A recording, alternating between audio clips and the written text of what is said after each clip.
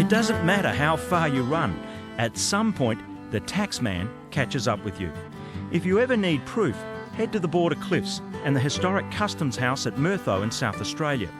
I did a while back, checking on a possible Conlon connection.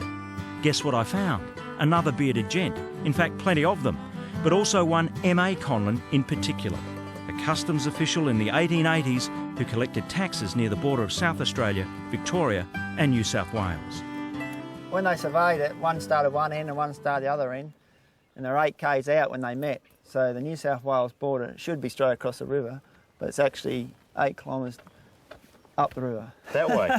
So they're out? They're out 8 k's, yeah. For the paddle steamer captains, it was just another layer of confusion to add to an already convoluted customs system that lasted a relatively short time until Federation. They'd know that they were hitting South Australia when they saw those cliffs? They would, yeah. It's a real good landmark for them to know when they have to pay some money. Yeah, exactly. And Mr. Conlon would be waiting for them. Yeah.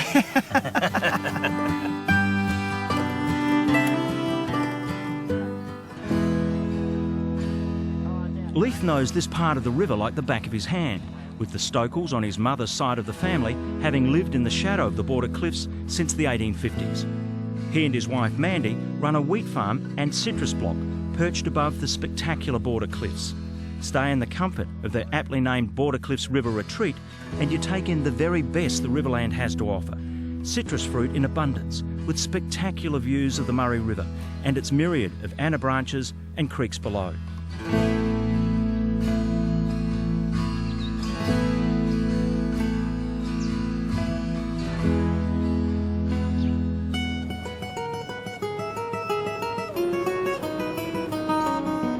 When out on a tinny with Leith, you realise just why you've asked the skipper to show you around. Within seconds, he picks out an opening to suit a creek, which most of us would miss.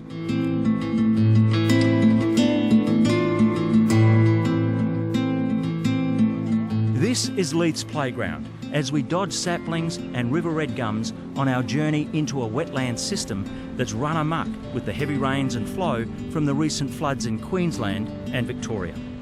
So it's just water everywhere? Water everywhere. Where we're sitting here at the moment, we'd be sitting on dry dirt in a normal year. So this guy's getting a good drink? Oh yeah, the trees are loving it. Remember those depressing images of parched and dying trees? Well, now they're getting a well-earned drink, getting their feet wet, so to speak, with new leaves emerging on even the most stressed of river red gums.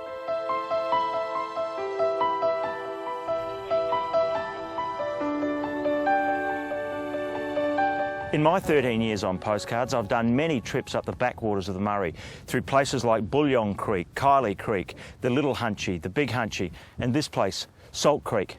Amazing names for amazing places, but in all those years, I've never quite seen it like this.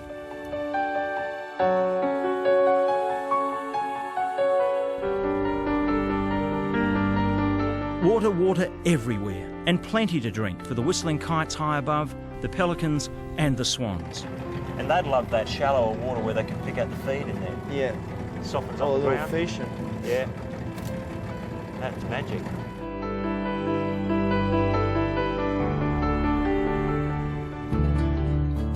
The roos can get stranded. If the high river continues, it means some will eat themselves out of house and home and possibly drown as they push onto dry ground. It's nature's way of culling in times of abundance. Just what sort of abundance is out here becomes clear as we check on Leith's yabby nets. Yeah, How good's that? that's what we're looking for. That's what we're looking for. These guys are big and getting bigger thanks to the abundance of food in the now wet floodplain. We haven't had yabbies as good as this for a long time. Yeah. Probably 93 was the last time. Soon we're on our way back home to Leith's place, which we can see perched above the floodplain. But to get back, we weave our way through picturesque Slaney's Creek before stopping to soak up the backwater atmosphere. That's a kite? Yeah, the kites now. From here, the Murray's Maze opens out to the main river channel, where Leith's son Jackson is carving it up on his wakeboard under the shadow of the amazing Border Cliffs. Stay at Leith and Mandy's River Retreat And all of this is available for just $120 per night. The retreat accommodates up to 8 people, and family pets are also welcome. To book, contact Mandy Sanders on 8595 8167.